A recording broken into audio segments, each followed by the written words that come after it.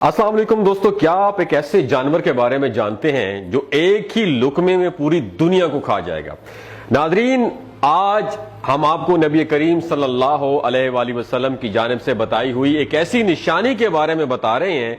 जिसे सुनकर हम अपनी पूरी तरक्की के बावजूद भी हम इसे अंडरस्टैंड नहीं कर सकते। ये निशानी नबी करीम सल्लल्लाहु अलैहि वसल्लम ने अपने सहाबा कराम को बताई थी और उस निशानी का इल्म हजरत मूसा अलैहिस्सलाम को अल्लाह रब्बुल इज्जत से कलाम करते हुए था। ये निशानी क्या है और ये किस तरीके से दुनिया पर इंपैक्ट डालेगी, और उसके बारे में तफसील से जानने के लिए इस वीडियो को आखिर तक जरूर देखिएगा। तो प्यारे साथियों, हजरत मूसा अलैहिस्सलाम अल्लाह रब्बुल इज्जत के बड़े जलीलो कदर और मुकर्रब पैगंबर थे। ये तमाम पैगंबरों में से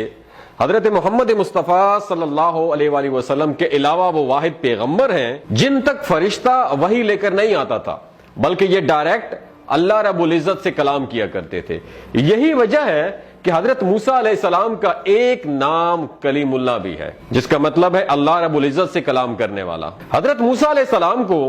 रिवायात में बहुत ही बहादुर और जल्दी गुस्सा आने वाला पैगंबर दिखाया जाता है, लेकिन उनकी एक ऐसी खूबी थी जिसके बारे में बहुत कम लोग जानते हैं या बहुत कम लोगों की उस पर नजर पड़ी है और उन्होंने इस बारे में गौर किया है। हजरत मूसा अलैहिस्सलाम इल्म हासिल करने में बहुत ज्यादा दिलचस्पी जाहिर किया करते थे।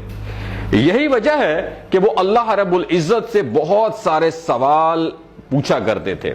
इन्हीं सवालों की वजह से अल्लाह रब्बुल इज्जत ने उन्हें हजरत खिजर अलैहिस्सलाम तक भी पहुंचाया और उनके सवालों की वजह से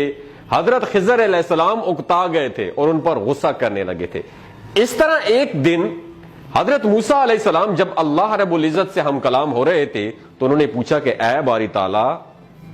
इस दुनिया की तमाम मखलूकात यानी इंसान, जिनमें चरिंद परिंद और हिवान भी शामिल हैं, वो आपके हुक्म के खिलाफ हो जाएं और आपके ऑर्डर्स पर अमल करने से इनकार कर दें तो फिर क्या होगा? उस पर अल्लाह रब्बुल इज्जत ने जवाब दिया कि ऐ मूसा, अगर पूरी दुनिया भी मेरे अहकाम पर अमल करने से इनकार कर दे तो मुझे कोई फर्क नहीं पड़ता। मैं उन पर एक ऐसा जानवर छोड़ दूंगा जिसे पूरी दुनिया को एक ही लुकमे में खा जाएगा। यह सुनकर हजरत मूसा अलैहिस्सलाम जब बहुत हैरान हुए और कहने लगे कि या अल्लाह, वो जानवर इस वक्त कहां है?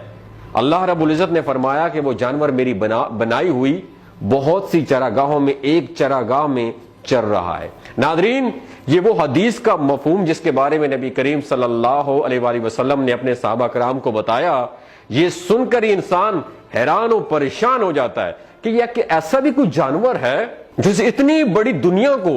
और उसकी तमाम मखलूकात को एक ही लुकमे में, एक ही निवाले में खा के हड़प कर जाए। और फिर इस सोच के और कि ये सोचना कि वो चरागाह कितनी बड़ी होगी जिसमें वो जानवर चर रहा होगा, और वो जानवर खुद कितना बड़ा होगा जो इस पूरी दुनिया को एक ही लुकमे में खा सकता है। बेशक ये जानवर अल्लाह रब्बुल इज्जत की निशानियों में से एक निशानी होगा, और अल्लाह रब्बुल इज्जत तो पूरी कायनात से बेनियाज है। अगर अल्लाह चाहे तो क्या कुछ नहीं कर सकता, और अल्लाह इस बात की कोई परवाह नहीं करता कि कोई मेरी नाफरमानी करता है या मेरी इताअत करता है। इताअत करने वालों के लिए डेफिनेटली नो डाउट कि जन्नत है और नाफरमानों के लिए जहन्नुम है। लेकिन किसी की भी इनकार करने से या इताअत से रूगर्दानी करने से अल्लाह रब्बुल इज्जत को कोई फर्क नहीं पड़ता, ना ही अल्लाह रब्बुल इज्जत की खुदाई कम होती है। दोस्तों, आप जानते हैं कि जमीन किस कदर बड़ी और वसी है, और जमीन हमारे निजाम शमसी में 5वां बड़ा सियारा है, जबकि हमारे पूरे निजाम शमसी की हैसियत हमारी अपनी कहकशाओं में एक रेत के जरे जितनी भी नहीं है। हमारी इस पूरी कहकशां जितनी बड़ी कहकशाएं भी नाकाबिले बयान तादाद में कायनात में मौजूद है। साइंसदानों के मुताबिक हमारी काबिले मुशाहिदा कायनात जिसे हम देख सकते हैं, इस कायनात में तकरीबन 2 खरब से ज्यादा कहकशाएं मौजूद हैं, और हर एक कहकशां में अंदाजा लगाया गया है कि तकरीबन 10,000 खरब जमीन जैसे सियारे भी मौजूद हैं। तो आप अंदाजा लगा सकते हैं कि इस पूरी कायनात में जमीन जैसे सियारे किस कदर बड़ी तादाद में होंगे, और इस पूरी कायनात के सामने हमारी वर्थ ही क्या है, حیثیت ہی کیا ہے، اور وہ جانور کتنا بڑا ہوگا جو زمین جیسے بڑے بڑے سیاروں کو ایک ہی لقمے میں کھا سکتا ہے۔ ہم آپ کو ایک اور جانور کے بارے میں بتاتے ہیں جس کا ذکر قرآن کریم میں آیا ہے اور حدیث نبوی صلی اللہ علیہ وآلہ وسلم میں بھی ملتا ہے، اور اس جانور کو اللہ تعالیٰ نے قرآن مجید میں دابۃ الارض کے نام سے جانا گیا ہے، جس کا تعارف اللہ تعالیٰ نے دابۃ الارض کے نام سے کیا، یعنی زمین کا جانور۔ اور یہ جانور قرب قیامت میں ظاہر ہوگا، اور جب قیامت آنے والے ہوگی یہ جانور نہایت ہی عجیب و غریب قسم کا جانور ہوگا، اور اس کے اندر تمام جانوروں کی مشترکہ صفات پائی جائیں گی، یعنی اس کی دم کسی اور جانور کی ہوگی، منہ کسی اور جانور کا، اور جسم کسی اور جانور، اور آنکھیں کسی اور جانور کی ہوں گی، یعنی اس کا پورا جسم ہوگا وہ کسی نہ کسی جانور سے مماثلت رکھتا ہوگا۔ یہ جانور انتہائی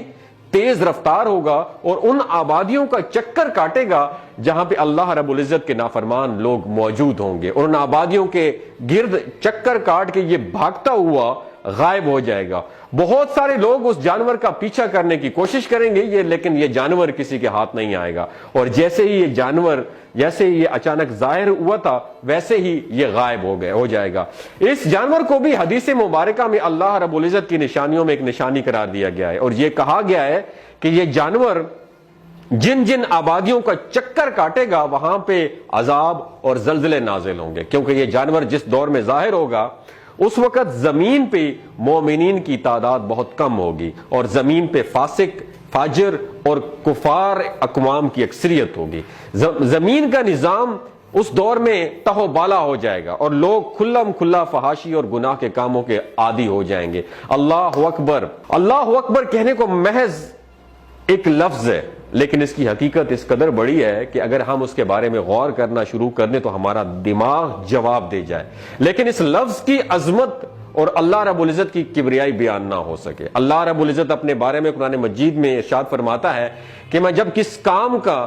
کرنے کا ارادہ کرتا ہوں تو میں کن کہتا ہوں تو وہ ہو جاتا ہے، اور یہ تمام کی تمام کائنات اللہ رب العزت کے ایک حکم یعنی کن کے نتیجے میں وجود میں آئی تھی، اور اسی طرح جب اللہ رب العزت اس کائنات کو ختم کرنا چاہے گا تو وہ کہتے ہیں کہ میں صرف کن کہوں گا، اور یہ پوری کائنات اپنے آپ میں سمٹ کر غائب ہو جائے گی، ختم ہو جائے گی۔ کیسے اور کس انداز میں ہوگی یہ اللہ ہی بہتر جانتا ہے۔ دوستو، اگر آپ کو یہ انفارمیشن اچھی لگی ہو کہ وہ کون سا جانور ہے جس پوری کائنات کو ایک لقمے میں ہڑپ کر جائے گا، اور اس کائنات کتنی بڑی ہے، کتنے کہکشاں ہیں، اور اس ہماری کائنات میں جب ہم رہتے ہیں اس قدر بڑی ہے کہ ہم اس کی وسعت کا اندازہ ہی نہیں کر سکتے۔ اگر ہم روشنی کی رفتار سے بھی چلیں جو کہ 3 لاکھ کلومیٹر فی سیکنڈ ہے، تو اس رفتار سے چلتے ہوئے بھی ہم اس کائنات کے چکر لگانے میں کتنے سال لگیں گے پتہ ہے آپ کو؟ 96 بلین سال، یعنی ہم اس پوری کائنات کے صرف ایک سرے سے دوسرے سرے تک جانے میں ہمیں 96 ارب سال لگ جائیں گے، یعنی ہمیں اس پوری کائنات میں جو اب تک ہم ڈسکور کر چکے ہیں اس کے ایک سرے سے دوسری سرے تک جانے میں 96 ارب سال لگ جائیں گے۔ باقی وہ کائنات